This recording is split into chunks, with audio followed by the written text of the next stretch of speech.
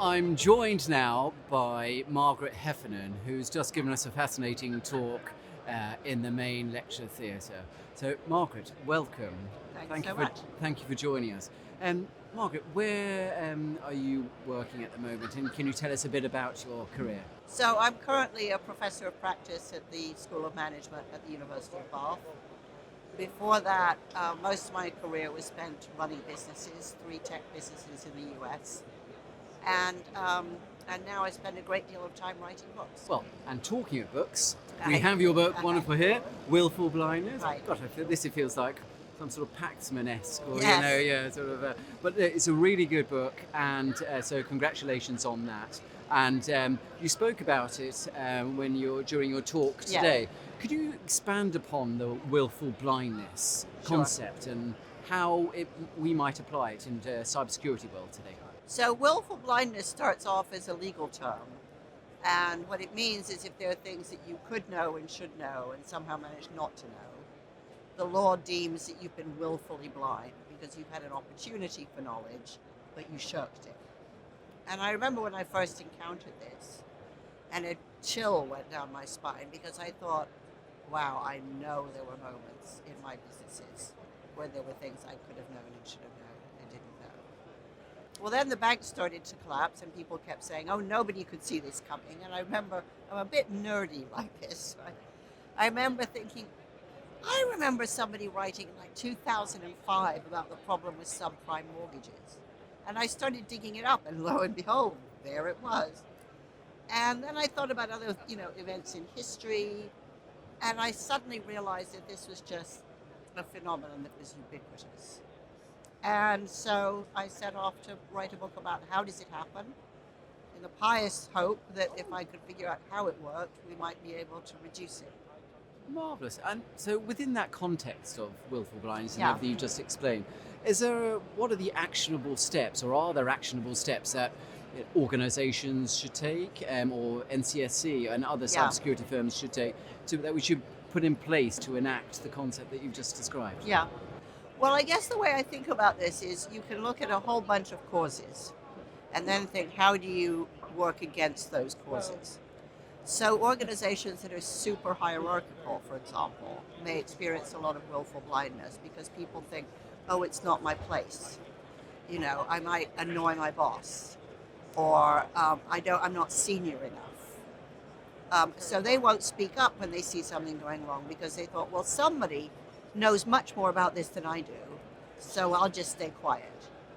It's not a guarantee that somebody higher up knows much more about it than you do because you may be at a level where the problem's occurring. So hierarchy is a problem. Busyness and fatigue are huge problems. I mean, we know that if you work more than about an average of 40 hours a week, you get tired. When you get tired, the way your brain works changes, and it starts focusing on what do I have to know rather than taking in a wide diversity of information. And fatigue is implicated in almost every industrial accident I have ever studied. That people are tired and they think, I just need to make the problem go away. And they don't stop to think what's causing it. So having people who are fatigued, who are overburdened, who are multitasking, these are seed beds for willful blindness. It's also the case that people are mostly obedient. So if your boss tells you to do something and it's mad, bad, and dangerous, the sad fact is it's overwhelmingly likely that you'll do it. You think you won't, but actually in the moment you do because we're mostly rewarded for doing what we're told. Yeah. And we also know from 70 years of social science that people in organizations, especially large ones, tend to conform to a norm. We think of that as groupthink. But the problem with groupthink is the more people are the same, the higher their tolerance for risk. Right. Which means that they'll be more dangerous because everybody's behind them, urging them on. So those are conditions in which willful blindness, I think, is likely to flourish. The antidotes are more subtle in a way. I think it's partly you need everybody, A, to be aware of willful blindness in themselves, And you need everybody to be prepared to speak up about even the very weak signals that seem a bit off. One of the people I interviewed in the course of my research was Sharon Watkins, who worked at Enron. And she had this great saying, which is, serial killers start with cats. Right. By which she meant that when people commit crimes or they're doing something wrong, they don't start big, they start small. And if nobody reacts to it, they think, well, I can get away with that. So then they do the bigger thing and nobody gets away with it. And so the weak signals are really important. Now, you're not going to notice the weak signals if you're too tired, you're too busy, you're overloaded, and so on. So this is really a matter of culture. And, it's a sort of cliche in business that culture eats strategy for breakfast. If you don't have a culture where people can challenge, where people can bring forward what may be seen as difficult information, then you're going to have a lot of very smart people who are not talking about what's really on their mind. And I think this is the biggest challenge in leadership in all domains. There's an awful lot in there, and it's all helpful. It's helpful for life advice in there as well. It is, that's and right. it's not just business. I mean, especially the fatigue bit. Yeah. No. I mean, I write in my book. I write about willful blindness in families. Yes. Willful blindness in the church. Organizations of all kinds. You will see this happening. Returning away from my personal life and back into the corporate sphere, there are different theoretical models that we know about. Why organisations don't act upon advice and they don't do what they know they should do. Yeah. I suppose again, it could be in individuals. We know we should do something. Yeah. But why don't we just do it? It doesn't have to be complex, but we just don't do it. Why is that? Well, sometimes it's because we believe we'll get in trouble. Right. And that definitely happens. Sometimes it's because we're highly incentivized to get along, right? So we have KPIs that we want to hit the KPIs because then we're going to make a ton of money. So am I going to jeopardize that? Quite likely not. Sometimes, and this I discovered doing a lot of work with the NHS, is an excess of solidarity, which is everybody's always on our back, everyone's always on our case. We stick together, we support each other, and if we're all supporting each other, I'm not going to put my hand up and say, actually, I think this is a bit dangerous. I get a lot of strength from being in the club. And I think in defense, this is particularly an issue, which is there's a high degree of camaraderie, there's a high degree of solidarity, and don't get me wrong, those are great things. But they can tip over into groupthink, where everybody's heading in the same direction eagerly, even though half of them think it's the wrong direction. So it becomes counterproductive. Yeah. And sometimes very dangerous indeed. Well, indeed, especially in a defence context. Yeah. What have you. Yeah. And a lot of things, when there's a cyber incident, we're finding that, we put stuff on our website about how to look after your teams. One on the fatigue front, but also to be transparent and to talk up if you spot something that seems quite off. You were talking about the dripping tap. And that, I think, starts with, goes back to the serial killers in my mind. Exactly. Starts with something small, which could, let's stick with the dripping tap rather than cats. Okay. But I suppose it's that small thing of like looking after each other, but also giving people permission to put up their hand and say, "Oh, should we think about this differently?" Yeah. Have you come across any ways to encourage such behaviours in such cultures? Well, I think one of the key things is to model debate and discussion. So one of the reasons people won't speak up is because they're afraid or they feel it's useless. And mostly people are afraid to speak up because they think, oh, I could kick up an argument. I don't like conflict. I'm not good at managing it. Easier to just keep my mouth shut. And one of the reasons I accepted my professorship at Bath is this is something I teach specifically, which is when there's something not quite right in your organization. This is to MBA students, so they have some experience. What do you do? Well, the first thing is check your facts. You may just have got the wrong end of the stick. That means you have to have colleagues you trust that you can speak to in confidence. The second is think about what does this look like from other people's perspectives, and why might it be in their best interest to think about it. So don't think about it as an attack. Think about it as helpfulness. And it's fascinating because we do a lot of real case studies. And initially the students start out thinking, wow, there's nothing to do. And then they learn, no, there are lots and lots of options if you spend time thinking about it. And the more you practice it, the better you get at it. And these are often leadership opportunities when you can say, the way we're handling this, I'm a bit worried because, which is a very much more effective way than saying, I think this is completely stupid, right? So some of it is modeling. Yeah. How do you do this? And the other thing I would say, having run companies, is I was very encouraging my senior team to argue with me at meetings, because I thought if the younger people see them doing this and they see that I welcome it, I relish it, it will encourage them. Because, you can say, I'll never shoot the messenger, but until people see it, or until you write up the benefits from that, Yep.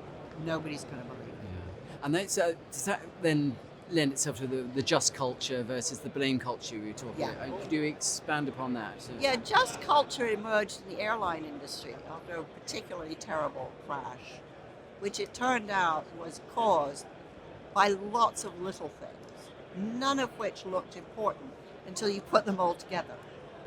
Right? Yeah. So that's partly also a problem of division of labor, right? Which is everyone's just looking after their piece of the puzzle.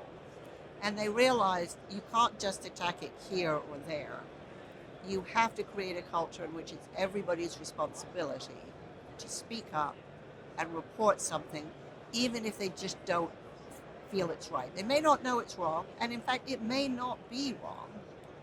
But if they're worried about it, they need to say something about it. And the second part of just culture was also, if I try to close the door and I can't, and you try to close the door and you can't, then the fact that the door is broken isn't your fault or my fault. We're not going to get blamed for this. It's clearly a door problem.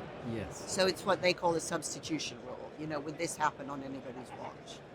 And this has transformed the aviation industry into the safest form of transport in the world. And it continues to this day, and it's been written into European law. And some parts of the NHS here in the UK have also adopted it because, medicine and healthcare are hugely complex. Everybody sees something different. But the patient is at the center of all of that, and you need all of that information. So with that transferability of all these concepts and ideas, it seems that storytelling, you talked about narrative. Yes. How important for you is Crucial. narrative and storytelling? It's absolutely crucial. And I put a lot of effort, I sometimes think undue effort, into the way I write stories in my book, because I want them to be memorable. And if you just say, well, this happened and that happened, that's the outcome, nobody remembers it. You have to give it some color and some humanity. And I talked to a very senior nurse in one NHS trust who said that every time somebody reported something that wasn't working, that they fixed, they would tell that story over and over again in the organization, because they wanted to show that the person who raised the alarm isn't a troublemaker, they're a hero, right? This is how organizations get better. And the other thing that I think is important here is we tend to put people into boxes. He's an engineer, she's a marketer, or whatever. And they can only solve engineering problems or marketing problems. And what we know now from at least 2 decades of open innovation platforms is people regularly can solve problems outside their domain expertise because they just see them differently. And so when there is an issue or a concern, it's important not just to send it to where you think the problem originates, but just say, we have this problem. If anybody has any ideas about how we can address it, they should speak up. And I worked with a pharma company at one point, and they posted on an open innovation platform about 25 problems that they hadn't been able to solve over 25 years. About half of them got solved. Not by people in the company, outside the company, who often, go in for these challenges because it gives them intellectual satisfaction. So it's important when something's becoming a chronic issue, don't keep it too confined to a specific domain, because other perspectives may help to reframe the problem. A lot of what you were saying there, it takes someone to be brave, to put themselves out there, and also there's an excitement element that people want to use their talent and to identify, think, oh, I can help with that. I think that's right, and I think we too often put people in one square of the chessboard, and that's the only domain in which they can contribute.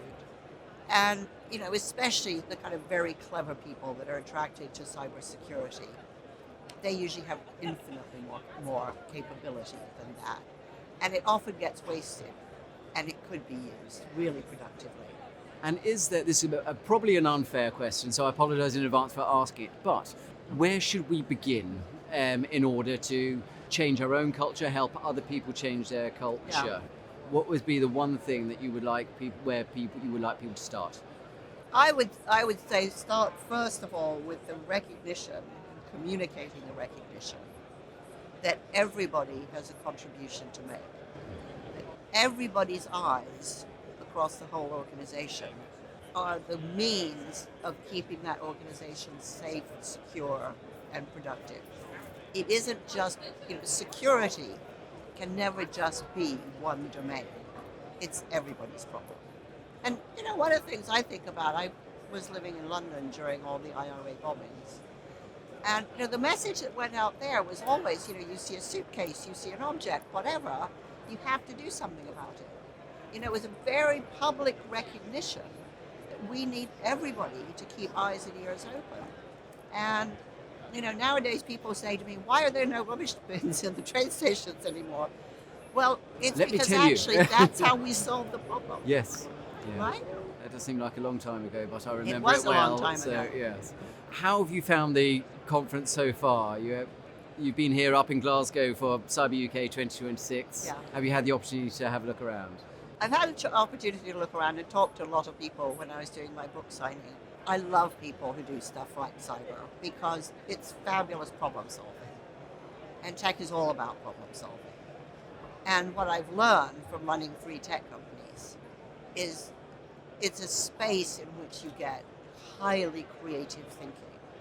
If you create a culture in which people are allowed to think creatively. Margaret, there was in relation to risk, do you think organisations need to be better at understanding the risks that they face? Definitely. And I think a true understanding of risk requires a degree of imagination.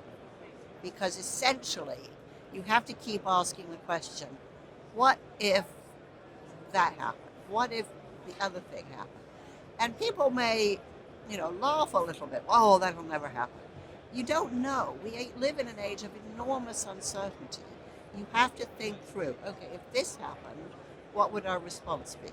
Are we prepared for that? If the answer is yes, great.